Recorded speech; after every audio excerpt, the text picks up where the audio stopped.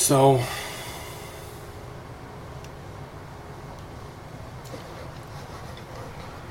being Kings of Kings is a really unpleasant job.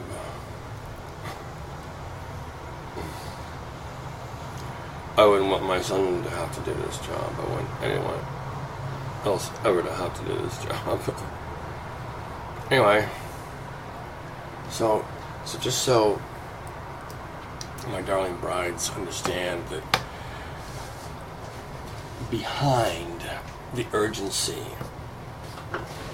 my urgency to get our family somewhat sorted out,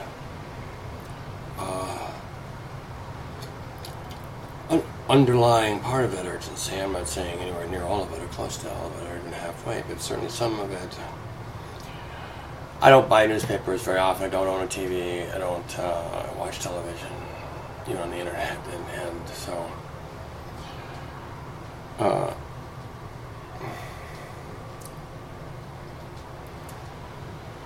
if I could watch 60 Minutes without the commercials, I'd probably watch that program still. I don't know. Anyway, that's it for North American programming for me. So, in any event, so in the Bible, basically, these conditions are predicted thousands of years ago, like Syria self-destructing, and Egypt,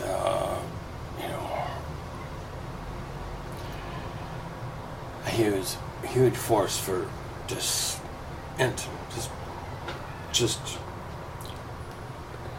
basically the boil on the consciousness pimple that planet Earth needs to experience. And we need to pop this pimple, burst this boil. And so it's our job as King of Kings to rule over every king, every principality in this world. So there's no theft going on anywhere. Each crown prince will be paid whatever his salary is, and that'll be it. There'll be no side possibilities. So he'll not be able to serve himself. He'll not be able to serve his people.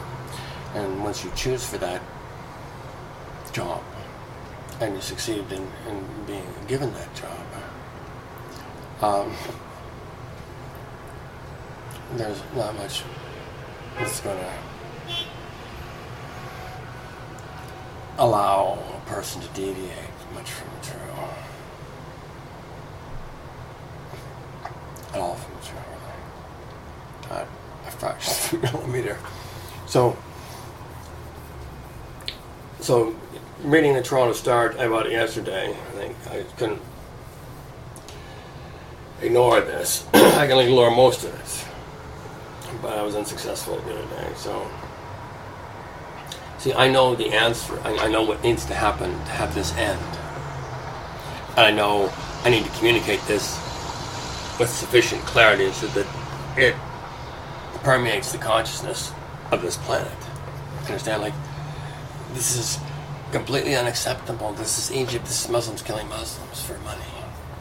It's not about any kind of ideology. It's about old revenges, a possibility, an opportunity to seek them in a legitimized fashion. Been pissed off at each other for centuries, and so now is a chance to get even with it. And I think that's a lot of what this is, and not positive.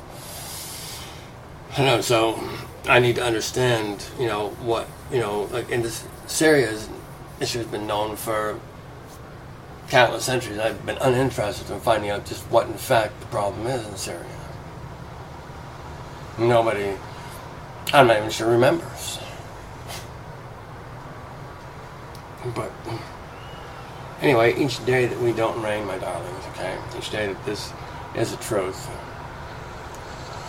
we have things occurring like what I'm going to read to you now. Security forces kill hundreds in Egypt. This is like the people that are to protect them, their police, their military. Islamist supporters of former Egyptian President Mohamed Morsi flee from security forces firing at them in Cairo on Wednesday. Can't have people thinking for themselves. It's dangerous. See, any king that needs to rule that way needs to justify why to us. That would be a pretty hard road to hoe, he says.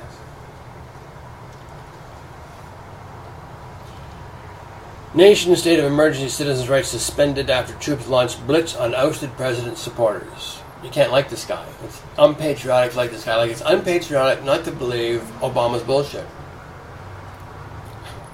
about 9/11 or that Osama bin Laden's dead. What do the Bushes say to the bin Ladens when they go to their place for dinner in Saudi Arabia? You know, like, sorry about the kid.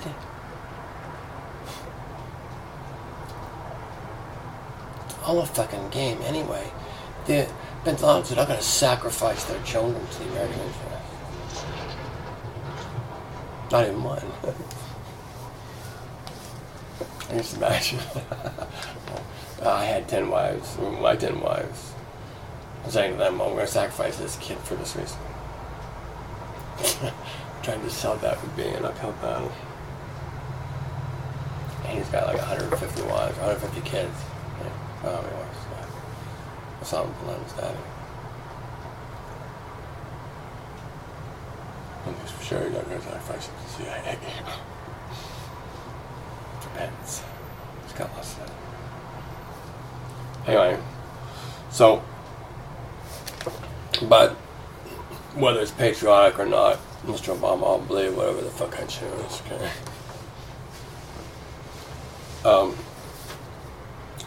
So all my people, about 350 million of them live in a country claimed to run.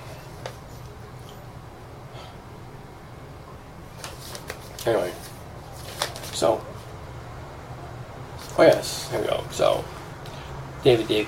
Kirkpatrick, New York Times. Cairo, Egyptian security forces killed more than 200 protesters and wounded hundreds of others on Wednesday, a day-long assault on two sit-ins by Islamist supporters of the ousted president, Mohamed Morsi, that set off waves of violence in Cairo and across the country.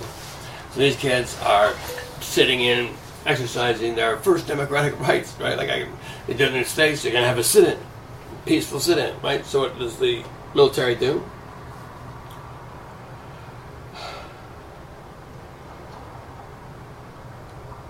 By afternoon, the interim government appointed by General Abdel Fattah el-Sisi had declared a one-month state of emergency across the country, suspending the right to a trial or due process.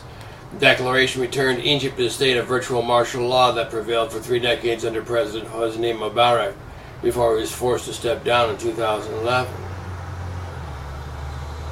Mohamed al-Baradi, the interim vice president and Nobel Prize winner who lent his reputation to be convincing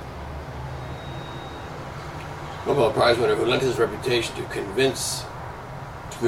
West of the military-appointed government's democratic intentions, resigned in protest, the spokesperson said. By evening, the Egyptian health minister said 235 civilians had been killed in violence across the country, and the Interior Ministry said 43 police officers had been killed. The number of injured was put at 900, but the large number of dead and critically injured Egyptians whom reporters saw at various makeshift field hospitals in Cairo indicated the final death toll would climb much higher. At least one protester was burned alive in his tent. So the fuck you, I'm a cop thing doesn't seem to be working too well. Can we say this? You gotta do what I say, suck my dick, or I'm gonna beat you into submission. It's a military mindset. Running government.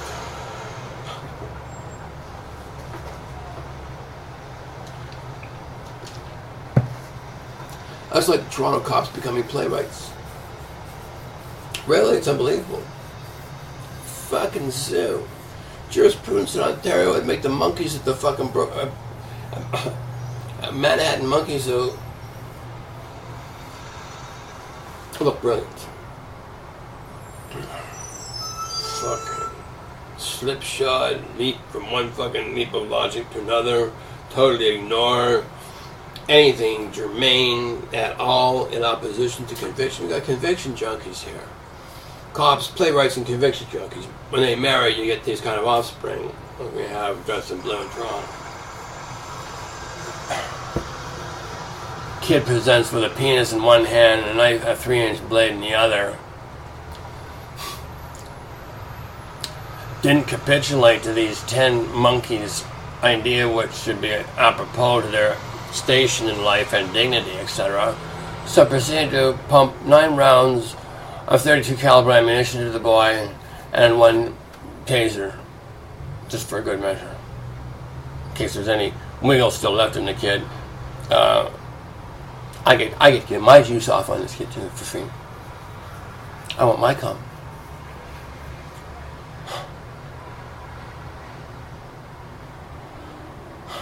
Well, we'll have an inquiry. This is a response. We'll have an inquiry and have some theoretical recommendations of what to do in about 6 months. This is what you pay these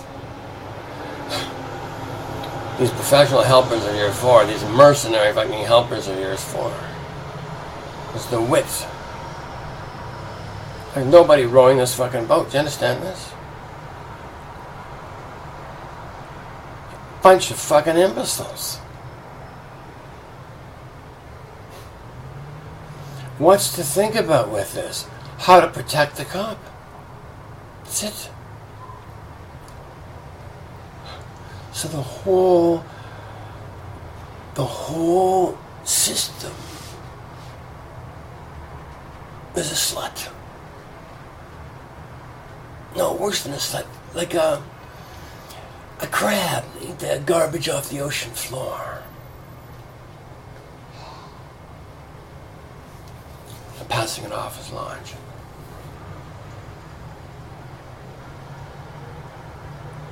Like, how brain dead do you need to get before you begin to wake up people?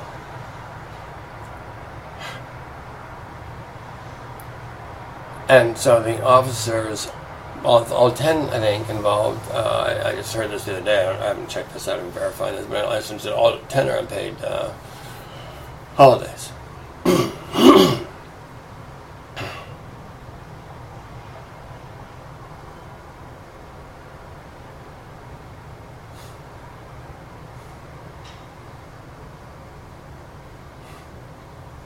It's caught on video. There's no debating anything. This is a fucking orgy. A free cum. And these guys took it. And they're in the habit of taking it as well. Another guy on Coxwell Avenue was beaten and bludgeoned to death such that the Toronto coroner went to the bother of communicating this to the newspaper. He had never seen the likes of it. This mentally challenged individual was beaten, bludgeoned, and tasered to death, sufficient to be black, blue, and yellow over his entire body. While the police responded to some sort of upset in a domestic dwelling, and the guy was renting a room somewhere. In any event, they beat him down the stairs of the house, out the front door, and across Coxwell Avenue, where they pulverized him to death, right there under the streetlights. The whole neighborhood to see. And capitulate.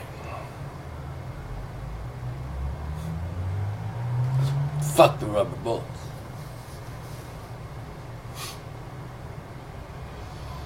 Fuck reason.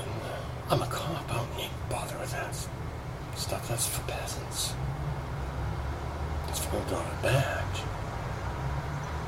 I have a gun. People have to do what I say right away or they die. Because I say so.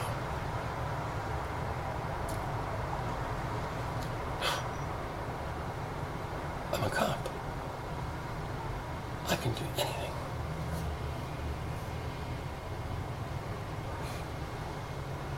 Include insult the intelligence of an 8-year-old kid. With 30 million people. 35 million people, however many people there are in Canada. That's how you insult with this, as long as they're king and their God.